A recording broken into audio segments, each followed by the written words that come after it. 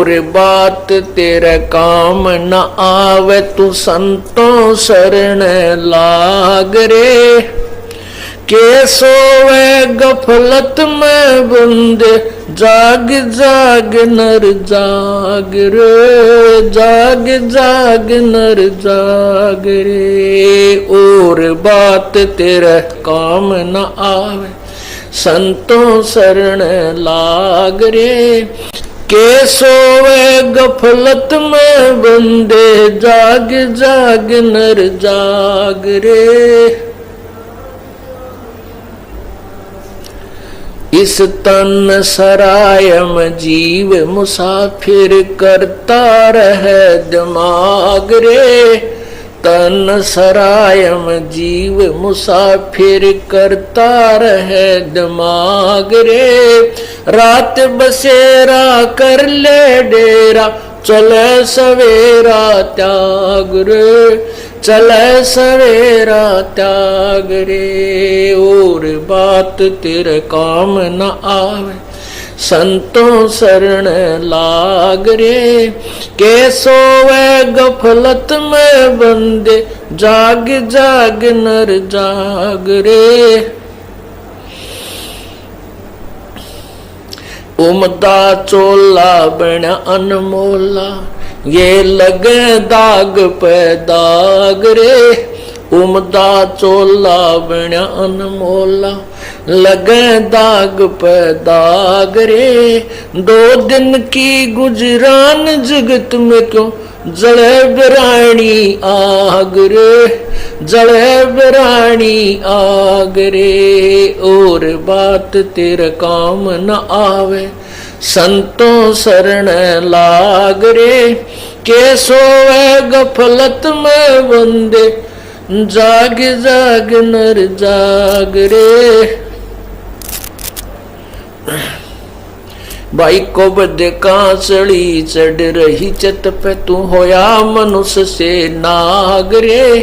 को बदे कांसड़ी चढ़ रही चत पे, होया मनुष्य से नाग रे। सूझे नहीं सजन सुख सागर, बिना प्रेम बैराग रे, बिना प्रेम बैराग रे। और बात तेरे काम न आवे, के सोवे गफलत में बंदे, जाग जाग नर जाग रे। भाई हर सुमरे सो हंस कवावे, कामी करो दी कागरे।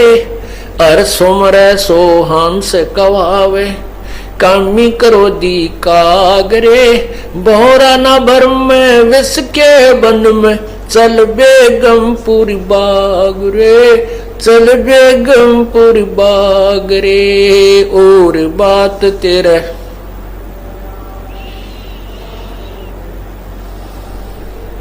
के सोवे गफलत में बंदे, जाग जाग नर जाग रे। शब्द सैन सतगुरु की पेछाणी, पाया अटल सुहाग रे। शब्द सैन सतगुरु की पेछाणी, पाया अटल सुहाग रे। नितानंद महबूब गुमानी, परगटे पूर्ण बाग रे, परगटे पूर्ण बाग रे। और बात तेरे काम न आवे, संतों शरण लाग रे। के सोवे गफलत में बंदे, जाग जाग नर जाग रे, जाग जाग नर जाग रे। सत साहिब कहते हैं कि कुबद कांचड़ी चढ़ रही चित पे, तू होया मनुष्य नागरे। और सूझे नहीं सजन सुख सागर, बिना प्रेम बैरागरे। इंसान अब कलयुग के अंदर आकर के इंसान नहीं रहा, ऐसे कर्म करने लग गया जैसे किसी को कुबोल बोल देना, किसी की जो है माया को हड़प कर लेना, कब्जा कर लेना, गरीब को सताना, इस तरह की कुबद कांचड़ी चढ़गी चित पे और होया मनुष्य नागरे। मनुष्य का कर्तव्य क्या है और दुष्कर्मी राक्षस का कर्तव्य क्या है? राक्षस की पहली पहचान होती है जो नशा करता है, मांस खाता है।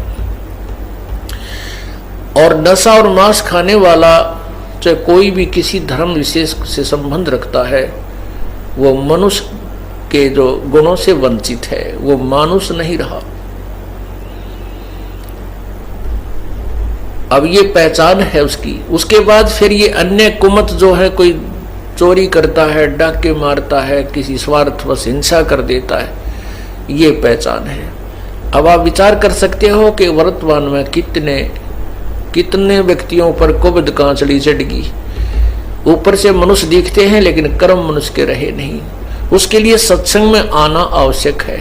सत्संग में आने से उस प्राणी को अपने कर्मों का ज्ञान होता है।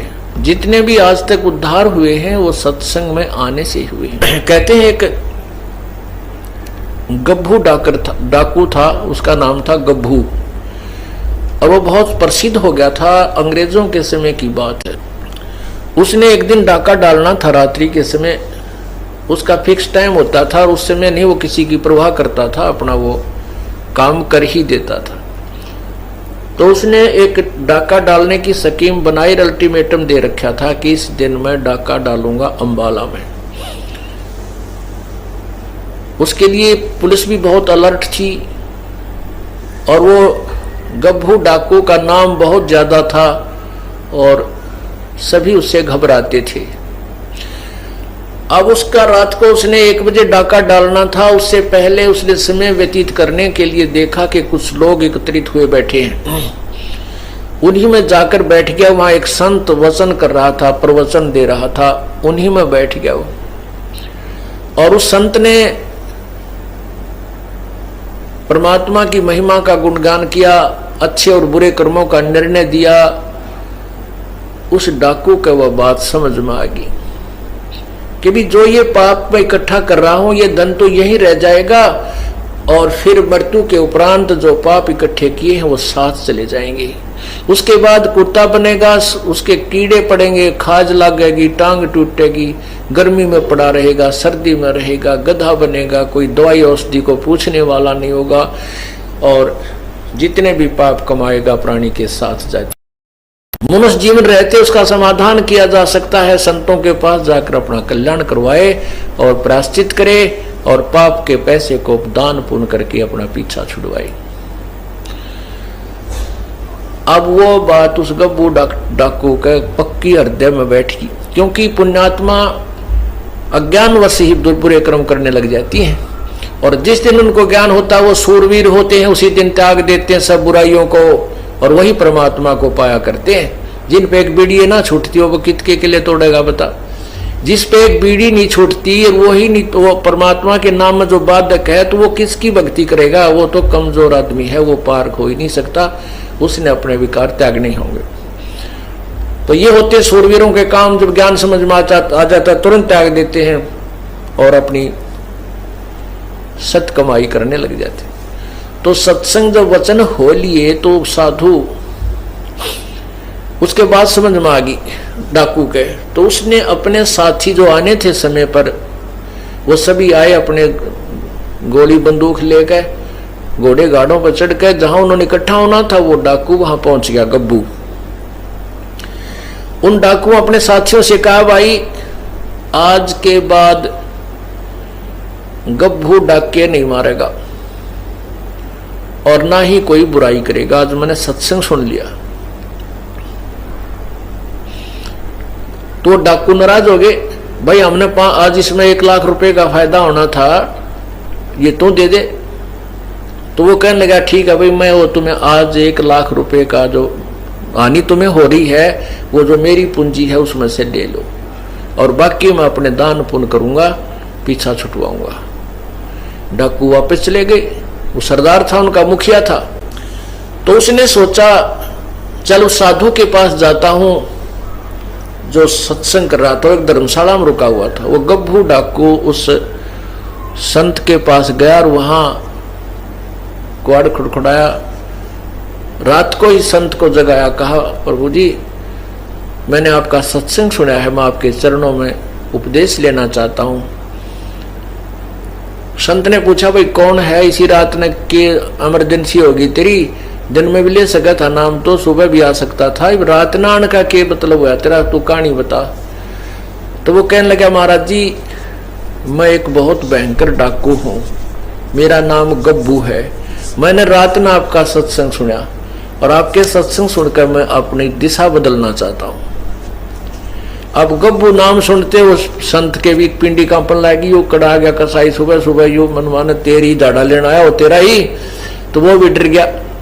संत बोला भाई एक काम करे बेटा, नाम तो खर तुझे उपदेश तो दे दूंगा, पर भाई तू थाने में जाकर समर्पण कर दे, कहते यहाँ पर पुलिस वाले मेरी भी घीस बांध दे रहे और यहाँ आ जाए मुझे भी तंग करें बेटा। अब साधु की बात का उसके भी असर हो गया, चल ठीक है थाने में चला जाता हूं। तो वो गब्बू डाकू थाने में चला गया। अब थाने में थानेदार बैठा, आगे पुलिस वाला खड़ा, वो संतरी खड़ा था थाने का आगे। वो बोला भाई कौन है, कितना है, अंदर नहीं जाना, खड़ा हो जा बाहर। तो बोला भाई मैं गब्बू डाकू हूं और तेरे थानेदार से मिलने आया हूं।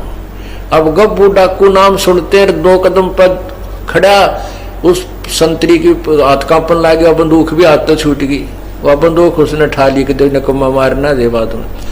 वो बंदूक गोली गाड़ी काट गया, पेटी एक लो लको दी, उससे दूर सामने थानेदार बैठा था कमरे में। जब वो भीतर अंदर गया तो बोला रे कौन तू, कैसे आ गया? ने बोला जी मैं हूं गब्बू डाकू। अब गब्बू डाकू करते हो थानेदार का, गब्बू डाकू नो करे, कुकर आ गया, उसके पसीने आ गई, कसाई छाती पे आ गई, मारेगा भाई। तो कहने लगा जी, वो थानेदार नहीं बोल पाया, कति घबरा गया, पसीने आ गए। उसने सोचा भी वो कुर्सी उठाकर उस थानेदार के उस ऑफिस से कुर्सी पकड़कर बाहर आंगन में बैठ गया कि वो अपनी एकांत में सलाह मशुरा कर लेगा अपने बड़े अफसरां थे, मेरे से डरता भी कुछ नहीं कर पा रहा है। तो जब उसने देखा कि वो शांत होकर बैठ गया गब्बू डाकू, तो थानेदार की मच्छी पड़ गई। तो उसने वायरलेस वगैरह मिला मलो का गवर्नर तक बात पहुंच गई और कहते हैं चारों तरफ से पुलिस आ गई, गवर्नर भी आ गया। अब वो इतना बड़ा डाकू थाने में आया बैठा है और वो उसने साथ ये भी कह दिया कि भी मैं आज किसी ने मारन मुरन नहीं आया, मुझे अरेस्ट कर लो, मैं अरेस्ट होने आया हूं, अपने पापों का प्रायश्चित करने आया। तो ये सारी कहानी गवर्नर तक पहुंच गई 1 सेकंड में, मिनटों में। तो गवर्नर भी आ गया। अब सामने वो कुर्सी पे बैठा गवर्नर खड़ा है। गवर्नर पूछ रहा है भाई कैसे, क्या बात है? गब्बू दूर से खड़ा खड़ा कह रहा है, तू क्या चाहता है? कहने लगा मेरी बात सुन लो, मैं क्या चाहता हूं। मैंने रात ने एक सत्संग सुन लिया एक महात्मा का, और मैं आया था डाके डालन। आज ये थारी फौज तो ना डरता मैं आया था डाका डालन। मैंने वो संत के विचार सुन लिए और मेरे हृदय में गलानी होगी अपने कुकर्मों से, और मैं उसका प्रायश्चित कराने के लिए संत के पास गया था। अब संत ने ये कहा भी तू थाने में जाकर समर्पण कर दे, अपने पापों का प्रायश्चित कर ले ये भी। और तो मैं ये आया हूं कि मुझे अरेस्ट कर लो और कहता जहां भी तुमने फांसी तोड़ना तोड़ दो। वो गवर्नर बड़े बुद्धिमान हुआ करते थे। वो कहने लगे बेटा हम जेल में तो इसीलिए डालते हैं कि बुराई छोड़ दें, आगे पाप ना करें। और तूने पहले ही समर्पण कर दिया, तू आज हृदय में तेरा जगह नहीं रही इस पाप की, जाओ हम तुझे बरी करते हैं, हम तुझे नहीं मारेंगे, ना कैद में डालेंगे। अब गब्बू ने सोचा ये अच्छी बात बिगड़ी भाई, ये मैंने कैद में नहीं डालते, मेरे पाप कटे को नहीं। नो बोला तुम मेरी बात मान जाओ, मुझे सजा दे दो। ने बोला भाई नहीं हम सजा नहीं देते, आप जाओ। कितना देख लिया साधु हो गया, कभी भी किसी का नुकसान कर नहीं सकता। तो फिर संत के पास आया। संत ने सोचा ये फिर आ गया भाई, ये तो मेरा और काम झूठा जो है ना खराब करेगा। कहने लगा बेटा क्या बात हुई? थाने में नहीं गया।